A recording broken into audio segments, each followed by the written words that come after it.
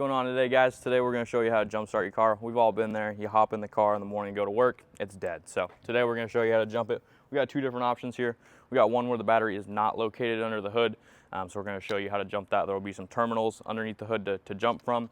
And then we're also going to show you where the battery is located under the hood. So to start, you're going to want to go ahead, pop your hood. A lot of times there's a latch either right here, right where your left knee goes, or sometimes it'll be somewhere under the dash. Then you just go ahead, pop the hood up, get up, and then you want to look for some things. One of these things you want to look for is going to be your negative terminal. Where the battery isn't under the hood, a lot of times it's just going to be a stud, looks like this. Sometimes it'll be something like that. Sometimes it's labeled, sometimes it's not, depends on the car. You're also going to want to locate your positive. That will usually be located for you. If not, you may just have to look it up. You'll want to go ahead, pop that cover off. On this car, there is another cover that we're going to have to pop up to expose that positive terminal. So you're going to want to go ahead, always start with the negative. You want to start with the negative just to make sure that it is grounded before you go ahead and plug in the positive hot side. Then once you get that, you want to just go ahead and throw the positive on there.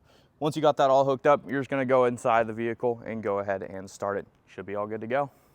Alrighty guys, so now we're going to show you how to jump if you do not have one of those fancy jump packs. Unfortunately for this, you will need a buddy. So, you know, call whoever if your car's dead. They're going to have to help to jump you. When you're jumping with jumper cables, a couple of very important things. You never, when they are hooked up to the batteries, you never want these terminals to touch because they will arc and that can shock you, can start a fire, can do a lot of things. So always be mindful of what you're doing with these. And you always want to hook up to the running car first. So you'll have one car running, one car dead. So what you'll do is you'll go ahead and take your positive and negative terminals, make sure those are far apart for the next car.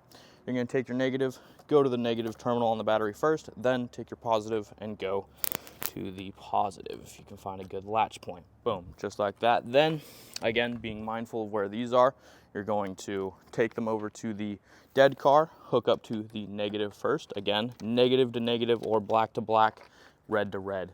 All right, so then you're gonna go over to your positive. Once that's all hooked up, you're going to let it run on the, you're gonna want them connected for about a minute or so. Usually you wanna get this one up in the RPM a little bit because what it's doing while they're plugged in is recharging the battery. Once they've ran for a little bit, hop into the vehicle that is dead, go ahead and try to start it. If it doesn't start right away or has a weak crank where it doesn't start, maybe give it a little bit longer. Let that vehicle sit about 1500 to 2000 RPM for a minute or so, and then go ahead and try again. Alrighty guys, so after we showed you the battery not under the hood, we're going to show you with the battery under the hood. Go ahead, open the vehicle, pop the hood, and you're just going to come around to the front here and get that hood up so you can go ahead and pop the hood, boom, and you're going to see your battery right there. Sometimes there might be a cover on top of the battery, sometimes there might not be. Another thing to look out for is sometimes the positive and negative terminals will not be labeled. So kind of want to look for some things. A lot of times the positive will have a couple more fuses, a couple more safety things on it. So just look for that kind of thing. Same thing on the other side, you always want to start with your negative terminal and then you go to your positive. Once your positive is on there, just find a good place to clamp it onto. And once it's clamped, you're good to go. Just go ahead and start the vehicle and you'll be good to go.